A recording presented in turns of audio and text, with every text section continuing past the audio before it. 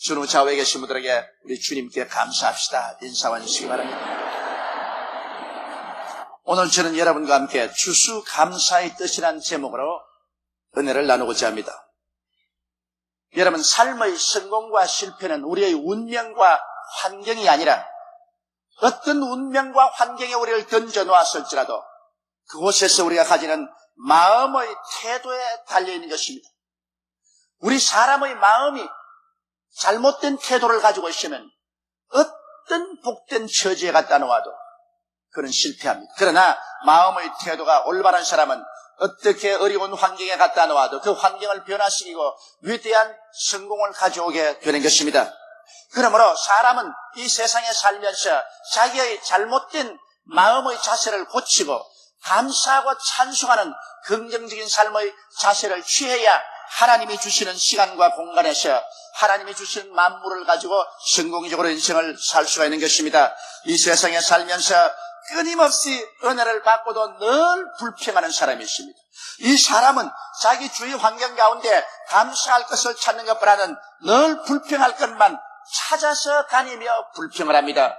이런 불평은 마치 연기와 같아서 연기가 사람의 눈을 아프게 하는 것처럼 모든 사람들의 마음을 괴롭힙니다. 사람들은 그와 같은 불평분자와 같이 있기를 원치 않습니다. 이 사람은 가는 곳마다 부정적인 환경을 만들어 놓고 마는 것입니다. 그렇지 않으면 혹은 원망하는 사람, 하나님을 원망하고 부모를 원망하고 나라를 원망하고 이웃을 원망합니다. 원망투성이로 인생을 사는 사람, 이것은 실패하는 인생을 사는 사람인 것입니다.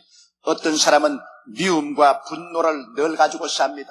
마음속에서 하루도 쉬지 않고 사람을 미워하고 늘 화를 내고 성을 냅니다. 이와 같은 사람하고 누가 같이 살겠습니까? 이러한 사람은 곧장 소외되어버리고 말고 스스로도 외로워지고 우울해지고 나중에는 자기 연민에 빠져서 쓸모없는 사람들이 되어버리고 마는 것입니다. 어떠한 사람들은 자기 본인적인 이기주의에 있어서 모든 것을 자기만 중심으로 생각합니다.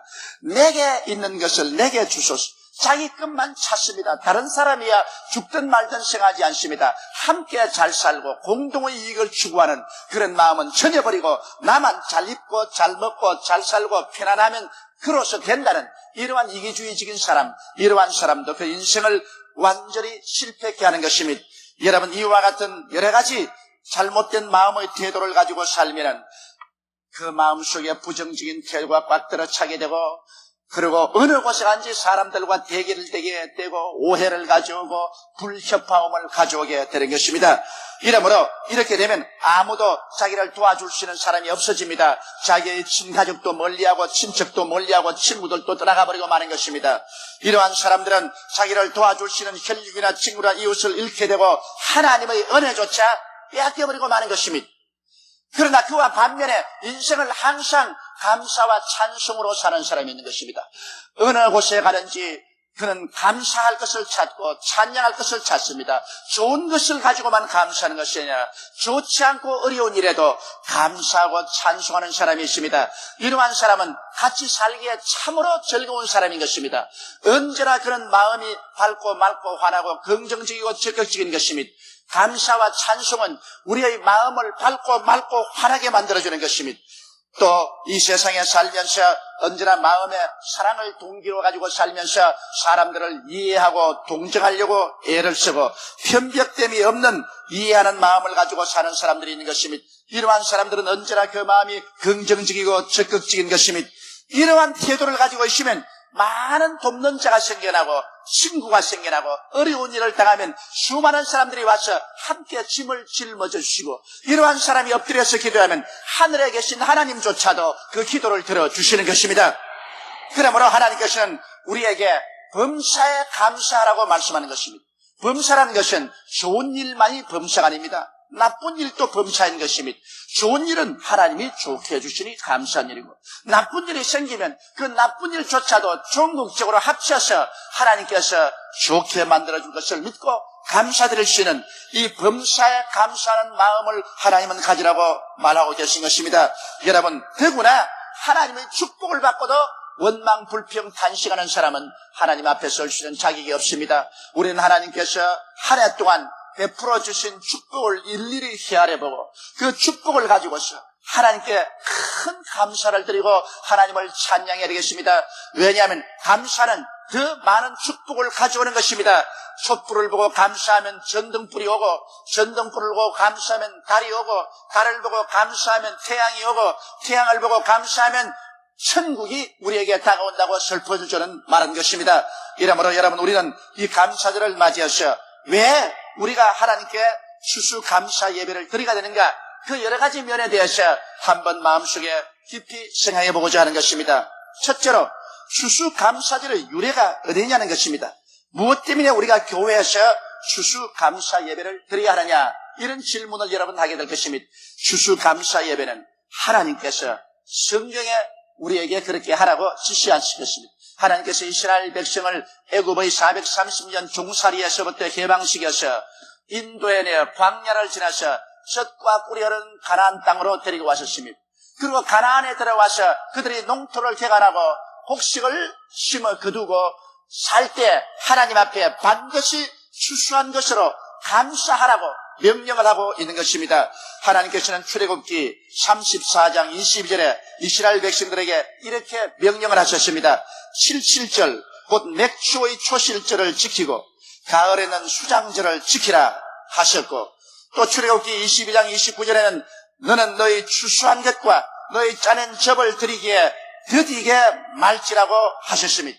우리 하나님께서는 그러므로 봄에 맥추절도 지키고 가을에 수장절도 지키고 추수한 곡식을 하나님께 감사로 드리고, 또한 무슨 접을 짰으면 그것도 하나님께 반드시 드리라고 말씀하는 것입니다. 왜냐하면 여러분, 이 우주 만물은 다 하나님의 것입니다.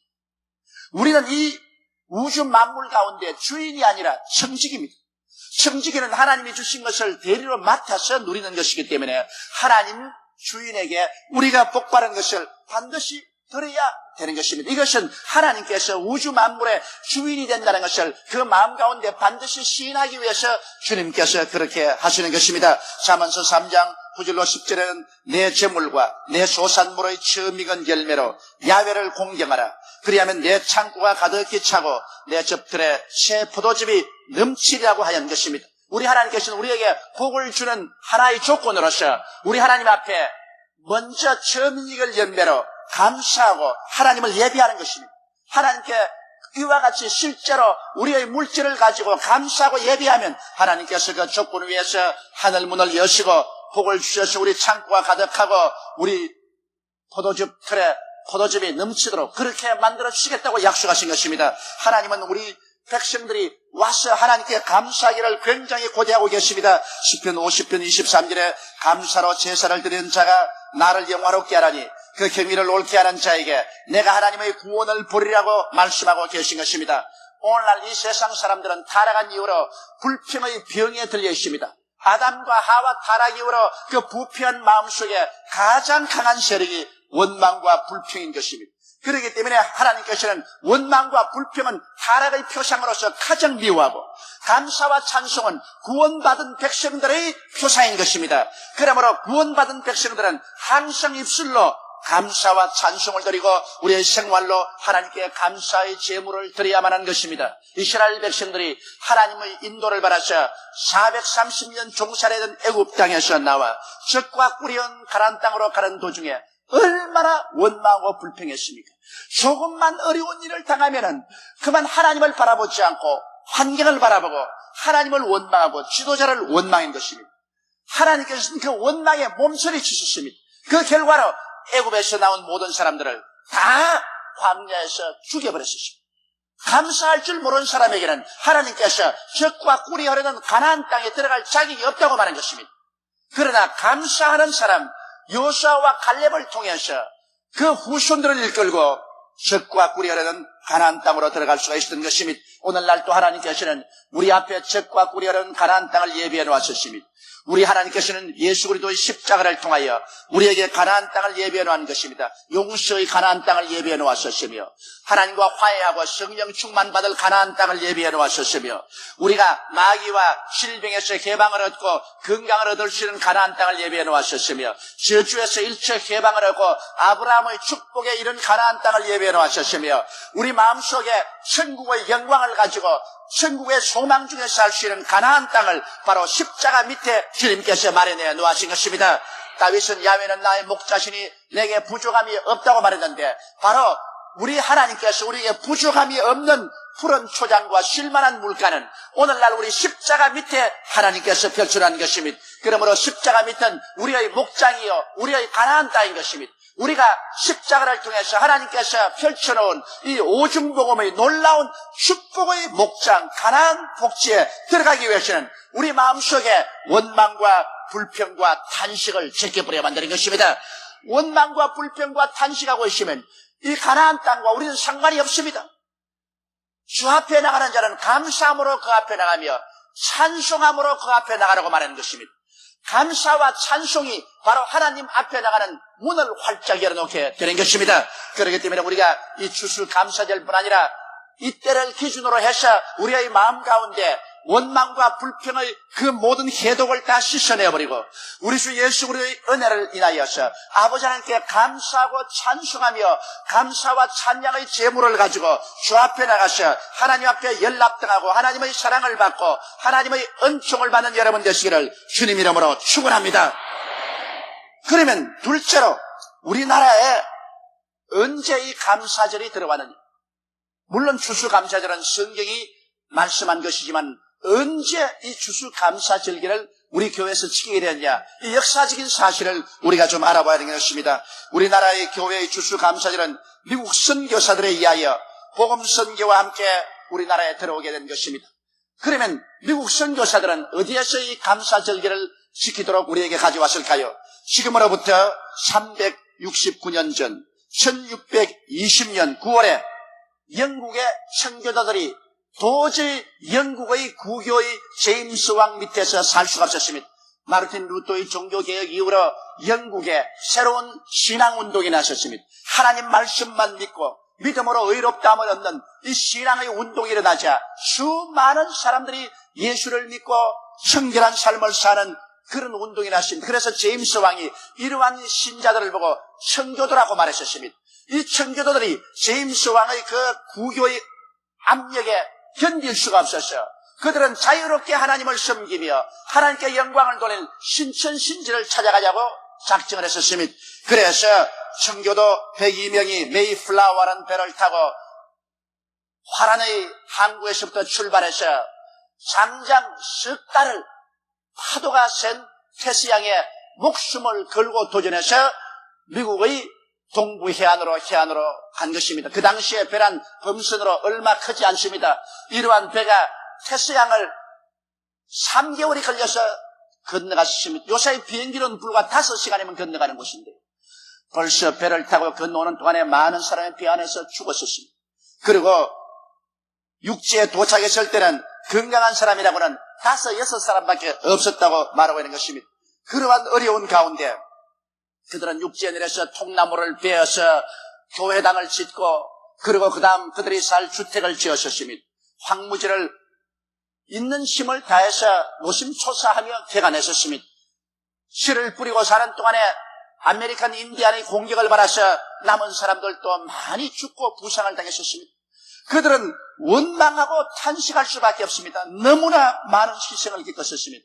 그럼에도 불구하고 가을에 추수에서는 바로 부모와 형제와 처자들이 묻힌 공동묘지 옆에서 그들은 거대한 추수감사 예배를 드렸었습니다. 하나님 앞에 여러 가지 추수한 것을 나와서 우리 아버지 하나님께 감사의 제사를 드렸었습니다. 하나님께서는 그들이 눈물로 제사 드리는 것을 기쁨으로 받아들였었습니다. 하나님이 얼마나 그 추수감사 예배를 기뻐하셨던지 그때로부터 하늘 문을 여시고 주님께서 미국에 복을 내려주셔서 불과 300년 역사 가운데 미국은 인류 역사상 제대로 부유하고 강한 나라가 되어버리고 말한 것입니다. 이 사실을 우리가 보게 될 때 감사와 찬송으로 시작한 나라는 하나님께서 흥하게 하고 하나님께서 왕성하게 한다는 것을 우리는 볼 수가 있는 것입니다. 바로 미국 선교사들이 이 추수감사절기를 우리 한국의 복음을 전가하면서 가지고 와서 그때부터 우리 한국교회가 추수감사절기를 지나게 된 것입니다. 유독 이 아시아의 여러 나라 교회 중에서 한국교회만이 이 추수감사 예배를 적극적으로 드립니다. 그리고 추수감사 예배 때 우리는 그냥 나오지 아니하고 1년 동안 하나님께 복을 주신 것을 기억하고 있는 힘을 다해서 귀한 물질을 하나님 재단에 바치고 우리가 예배를 드리기 시작하는 것입니다. 많은 교회들이 이 추수감사 예배 받는 헌금을 가지고 그 한 해에 모자란 예산을 다 메꾸는 그러한 교회 행정을 하고 있는 것입니다. 이와 같이 한국 교회가 오늘날 눈부시게 성장하고 발전하여 온 세계의 선망의 대상이 된 것도 한국 교회가 이 추수감사절기를 지키며 하나님께 적극적으로 감사하는 행동을 하기 때문에 하나님께서 기뻐하사 하늘문을 여시고 우리에게 복을 나누어 주신 것입니다. 이러므로 우리가 하나님께 끊임없이 감사의 제단을 쌓아야 됩니다. 교회에서도 감사의 제단을 쌓고 가정에서도 감사의 제단을 쌓고 또 국가적으로도 우리 하나님께 나와서 우리가 감사의 제단을 쌓아야 되는 것입니다. 감사로 제사를 드리는 가정은 하나님을 영화롭게 하고 감사로 제사 드리는 그 교회가 하나님을 영화롭게 합니다. 감사하는 그 국민이 하나님을 영화롭게 합니다. 하나님을 영화롭게 하고 빈손 들고 돌아올 수가 없습니다. 왜냐하면 하나님을 영화롭게 하면 하나님이 그 오른팔의 능력을 나타내 주셔서 우리에게 하나님의 구원을 베풀어 주시는 것입니다. 하나님은 우리가 영혼이 잘됨같이 범사에 잘되며 강건하고 생명을 얻게 넘치게 얻는 기적을 우리에게 반드시 베풀어 주는 것입니다. 이러므로 우리는 매일같이 결심을 하고 좋을 때나 어려울 때나 밝은 날이나 어두운 날이나 맑은 날이나 비오는 날이나 하나님 앞에 감사할 조건을 찾아서 하나님께 감사 찬송하며 감사의 예물을 주께 드리는 삶을 살아야 되겠습니다. 셋째로, 그러면 왜 하나님은 추수감사를 기뻐하시는가? 그 이유를 우리가 한번 알아보십시다. 추수감사 행위는 하나님을 인정하는 것이기 때문에 우리는 하나님께 드려야 되고 하나님이 기뻐하시는 것입니다. 하나님께서는 하늘도 하나님이 지으셨고 땅도 하나님이 지으셨습니다. 바다도 육지도 그 가운데 충만한 것을 다 하나님이 지으셨습니다. 그리고 우리 인생들에게 햇빛을 공짜로 주시고 이 숨쉬는 공기를 값없이 주시고 물을 값없이 주시고 이 세상에 오곡백과를 주님께서 다 우리에게 주셨습니다. 하나님이 주신 것이 얼마나 풍성합니까? 우리는 거기에 조그마한 인간의 노력으로 가공했을 따름이지 모든 것은 하나님께서 우리에게 주신 것입니다. 그러므로 하나님께서 주신 것을 우리가 받아서 누리고 그것을 가지고 하나님께 감사할 때 우리는 하나님의 언덕으로 삽니다. 하나님은 우주의 창조주가 되시고 우리의 주가 되십니다. 우리는 하나님의 기르시는 양이요 하나님의 백성입니다 하고 겸비하게 하나님께 이것을 고백하는 행위가 되는 것입니다. 타락한 이후로 인간들은 인본주의에 서서 하나님을 내어 쫓아버렸습니다. 인간을 하나님 자리에 앉혀놓고 인간이 스스로가 하나님에 대해 자기 스스로를 찬양하고 칭찬하고 살아왔습니다. 하나님은 이 인본주의를 미워하시는 것입니다. 인본주의를 따라가는 모든 사람들은 마지막 심판을 받고 불과 유황으로 타는 못에 떨어질 것입니다. 그러나 인본주의에 처한 사람은 하나님을 인정도 아니하고 하나님께 감사도 하지 않습니다. 그러나 추수감사 예배를 드리는 사람은 1년 내내 우리를 두루 살펴주시며 우리에게 복을 주시는 하나님이 계신 것을 인정하고 하나님께 예배를 드리기 때문에 하나님께 기뻐하시는 것입니다. 여러분, 이 세상 모든 인격자는 인정받기를 바랍니다. 인격을 가진 사람은 무시당하고 멸시당하면 그곳에서 소멸되는 것입니다. 어떠한 남편도 무시당하면 그 남편은 아무 일도 못하면 어떠한 아내도 무시당하면 그 가정에서 생기를 잃어버리고 삶의 이욕을 상실해버린 것입니다. 자녀들이 부모에게 너무 무시당하면 그만 방탕해버리고 마는 것입니다. 사람들은 모두 다 인격을 가지고 있기 때문에 인정을 받기를 원합니다. 하물며 하나님이 당신의 백성들에게서 인정을 받아야 될 것은 마땅한 일인 것입니다. 이러므로 우리는 감사를 드려서 하나님을 인정하는 행위를 해야만 하기 때문에 하나님은 추수감사 예배를 기뻐하시는 것입니다. 또 추수감사 예배는 좋으신 하나님을 고백하는 행위인 것입니다. 왜냐하면 우리 하나님은 좋으신 하나님인 것입니다. 하나님이 우리에게 나쁜 일 해준 것은 한 번도 없습니다. 도적이 오는 것은 도적질하고 죽이고 멸망시키는 것뿐이요 인정하는 것은 양으로 생명을 얻게 하되 풍성히 얻게 해왔다고 말한 것입니다. 하나님이 좋은 하나님이 아니시면 왜 하나님께서 세상을 이처럼 사랑하사 독생자를 주셔서 그 예수께서 나쁜 죄를 대신 짊어지고 가시며 원한과 미움의 담을 대신 흘려버리시며 마귀와 질병을 모두 다 격파하시며 저주와 가난을 한 몸으로 다 청산하시며 사망과 지옥을 다 멸하시고 우리에게 구원을 베풀려고 애를 쓰실까요? 예수님께서 와서 우리에게 주신 것은 나쁜 것은 하나도 없습니다. 가는 곳마다 죄를 용서하고 귀신을 쫓아내고 병을 고치고 가난한 자에게 먹을 것을 주시고 절망에 처한 자에게 소망을 주시고 죽은 자를 살리는 일밖에 한 것이 없습니다. 마귀는 나쁜 마귀입니다. 마귀는 아담과 하와를 깨어서 하나님을 반역하게 하고 하나님께 버림받게 하고 난 다음 마귀가 갖다 준 것은 무엇입니까? 인간에게 죄를 갖다 주고 하나님과 원한 관계를 만들어 놓고 그 결과로 마귀는 우리를 주인 노릇하며 소유해버리고 마음을 부패하게 하고 육체를 부패하게 해서 죽게 만들었습니다. 생활을 언제나 저주로 이끌어가기를 원하고 멸망과 지옥으로 우리를 이끌어가기를 원하는 것입니다. 그러므로 우리 하나님은 좋은 하나님인 건데 이 좋은 하나님께 우리가 감사의 제물을 드린 것은 하나님이 내게 좋은 것을 해줬다는 것을 고백하는 행위인 것입니다. 좋은 것으로 우리를 기쁘게 살게 하시는 좋으신 하나님께 우리가 감사를 드리지 우리에게 악을 행하고 나쁘게 행한 자에게 감사를 드릴 턱이 없습니다. 이 세상에도 우리에게 은혜를 베푸신 이에게 우리는 가서 감사하지 않아요? 우리가 감사를 드리고 찬양을 드리면은 반드시 그 대가로서 축복이 오는 것입니다.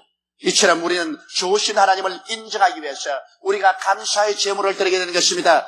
또한 우리가 감사의 예물을 드린 것은 하나님께서 장래에도 은혜와 복을 주실 것을 믿는 믿음의 행위인 것입니다. 지금까지 받은 은혜를 내가 감사함으로 장차도 하나님께서 이런 은혜를 더욱 주실 것을 믿습니다. 그 행위가 바로 11조와 헌물, 감사 이런 것입니다. 말라기 3장 10절로 12절에 만군의 야훼가 이르노라. 내가 너희의 온전한 11조를 창고에 들여 나의 집에 양식이 있게 하고 그것으로 나를 시험하여 내가 하늘 문을 열고 너희에게 복을 쌓을 것이 없도록 붙지 아니하나 보라. 만군의 야훼가 이르노라. 내가 너를 위하여 황충을 금하여 너희 토지 소산을 멸하지 않게 하며 너희 밭에 포도나무의 과실로 귀한 질에 떨어지지 않게 하리니 너희 땅이 아름다워짐으로 열방이 너희를 복되다리라. 만군의 야훼의 말이니라. 하나님은 거짓말을 하지 않습니다. 하늘을 지으신 하나님, 땅을 지으신 하나님은 거짓의 하나님이 아닌 것입니다. 하나님의 말씀은 바로 그 속에 하나님이 거하는 곳입니다. 말씀이 곧 하나님이신 것입니다. 바로 하나님께서 이 말씀을 통해서 우리가 11조나 큰 물을 들여서 하나님께 감사의 제사를 드리면은 하나님께서는 우리의 환경 속에 모든 저주를 제하여 주겠다고 약속하고 계신 것입니다. 우리의 생활을 파탄케 하는 여러 가지 저주를 하나님께서 제하여 주시고 우리로 하여금 진실로 하나님의 축복 속에 살고 다른 사람조차도 저 사람들은 하나님께 복받은 사람이라고 시인하도록 만들어주겠다고 한 것입니다. 그렇기 때문에 우리는 하나님은 이와 같은 약속에 서서 장차도 계속해서 하나님이 축복해 주실 것을 믿는 믿음의 행위로서 우리는 하나님께 감사의 예물을 드리게 되는 것입니다.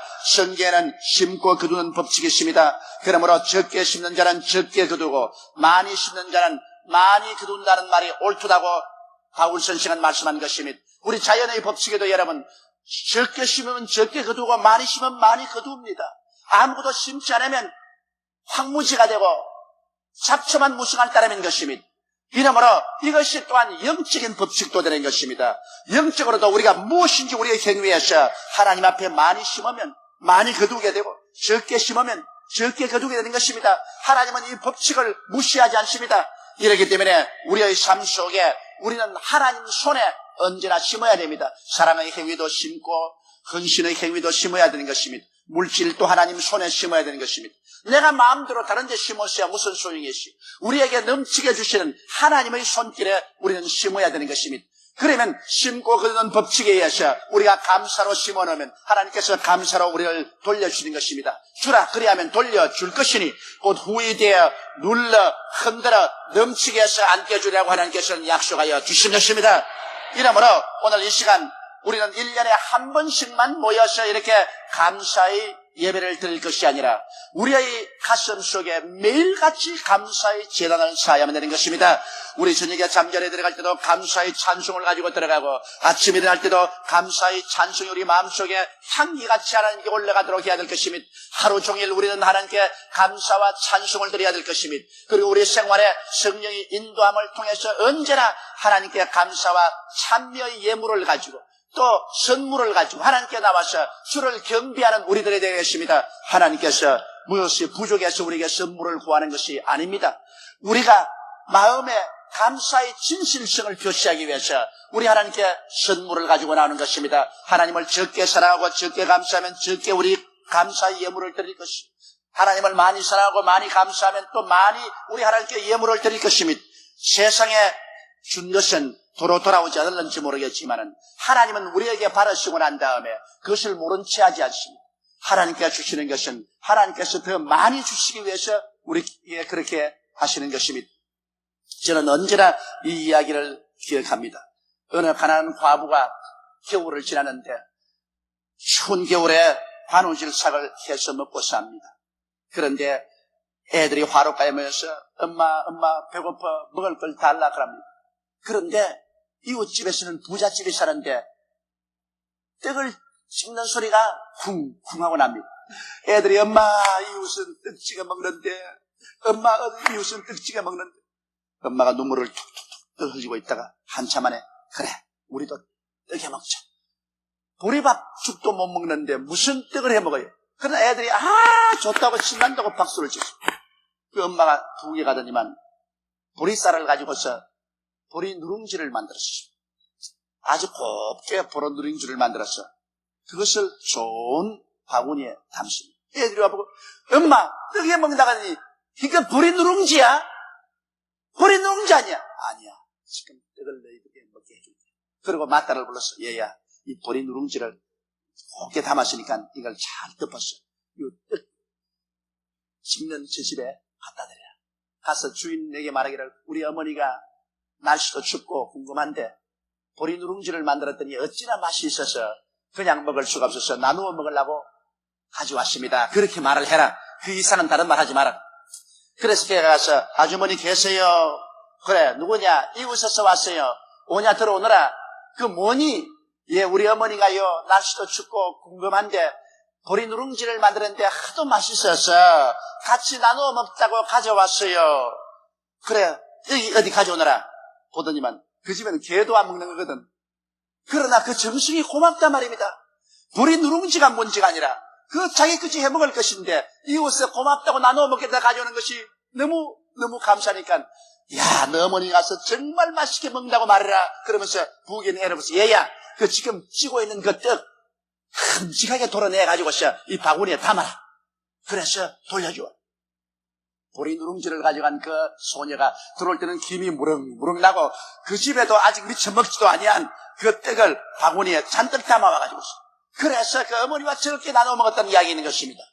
보리 누룽지와 떡 그것을 여러분 비교할 때 보리 누룽지는 아무것도 아니지 않아요? 그러나 왜 보리 누룽지가 떡을 가져왔습니까? 그 보리 누룽지에는 감사와 사랑 때문에 그런 것입니다. 여러분 우리가 진실로 감사하고 사랑을 하면은 그 감사와 사랑의 실물을 통해서 하나님께서는 기뻐하셔 하늘 문을 여시고 쌓을 것이 없도록 부어주는 것입니다.